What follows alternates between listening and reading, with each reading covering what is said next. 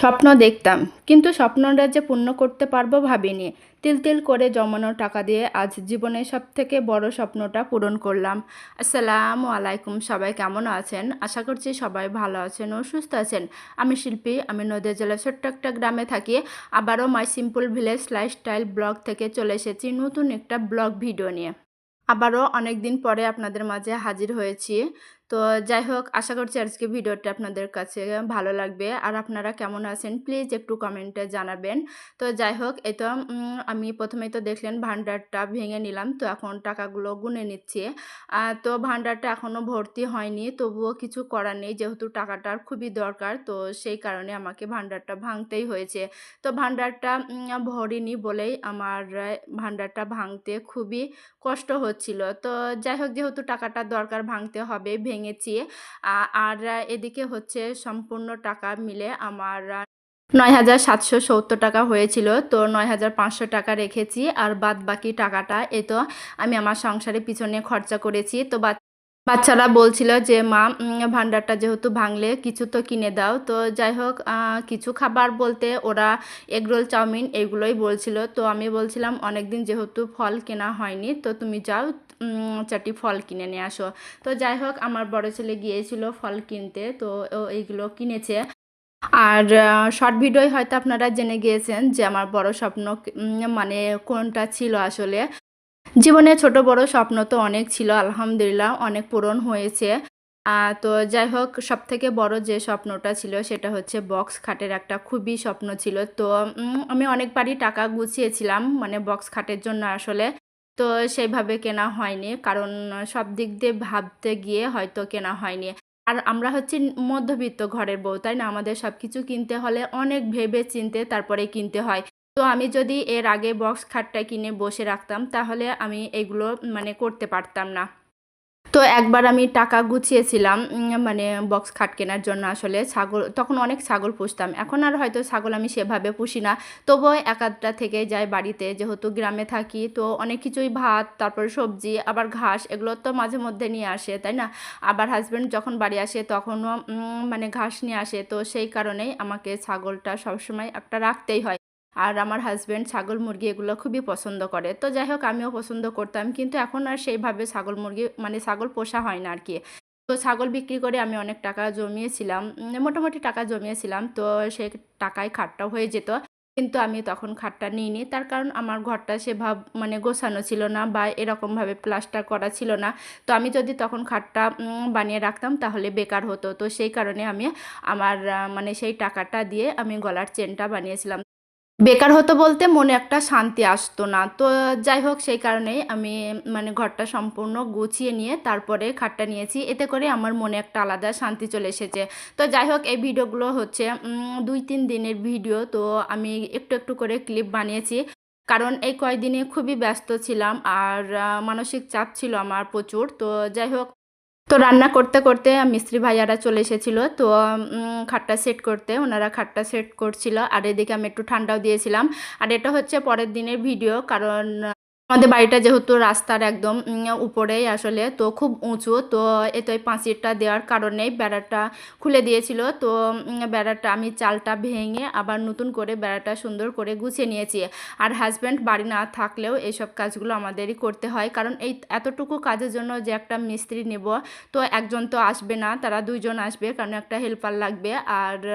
আর এই কাজটুকু ২ জন মিলে করলে আমার লস হতো। তো সেই কারণে আমি বলছিলাম যে আমার বড় ছেলেকে বলছিলাম, বাবু এইভাব করে পাঁচিরটা দিতে হবে, বা ইটটা সাজিয়ে তারপরে টিনটা দিতে হবে। তো ও বলল ঠিক আছে মা, আজকে যেহেতু রবিবার আছে, চলো আজকে বেড়াটা বেঁধে ফেলি। তো যাই হোক, মা ছেলে মিলে বেড়াটা দিয়ে দিয়েছি।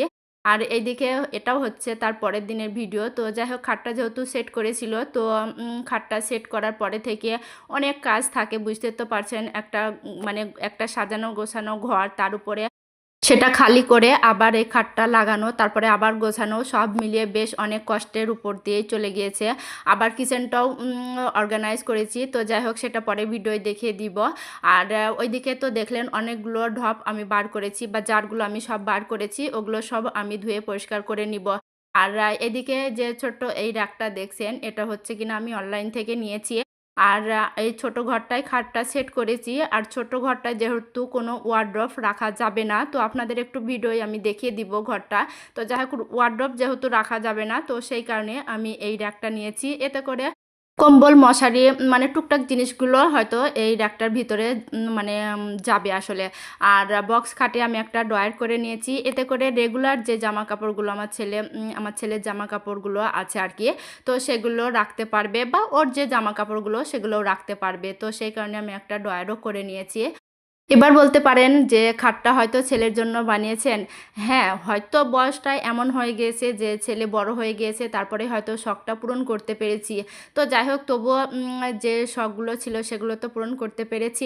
আমি না থাকি এতটুকু তো বলতে পারি যে আমার ছেলেও হয়তো আছে, আর আমি থাকবো না কি, আমরা সবাই মিলে থাকবো, তাই না?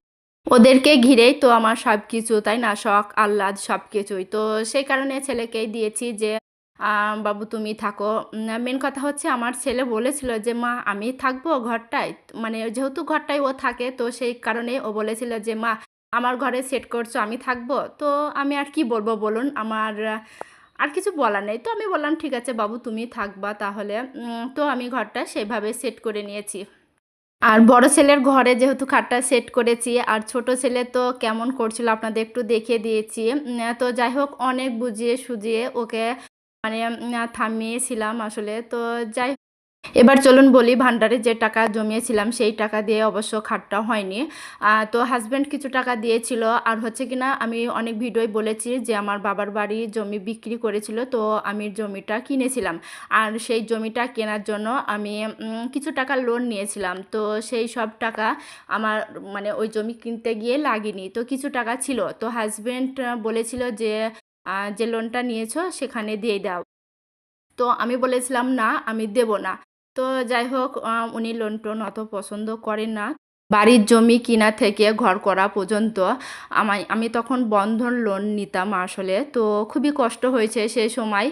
তো হাসব্যান্ড সে কারণেই ও লোন-টোন আর পছন্দ করে না। যে ও একটা কথাই বলে যেহেতু সব সেরে মানে শোধ হয়ে গিয়েছে আর ওইদিকে যেও না।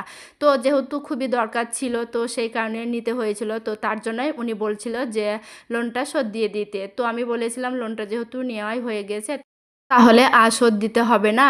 আর হচ্ছে কি না, শোধ দিলেও তো ওরা সুদটা নিয়েই নেবে, তাই না? তো সেই কারণে আমি বলেছিলাম থাক। তো বলেছিল তাহলে টাকাটা দিয়ে তুমি ঘরটা প্লাস্টার করো।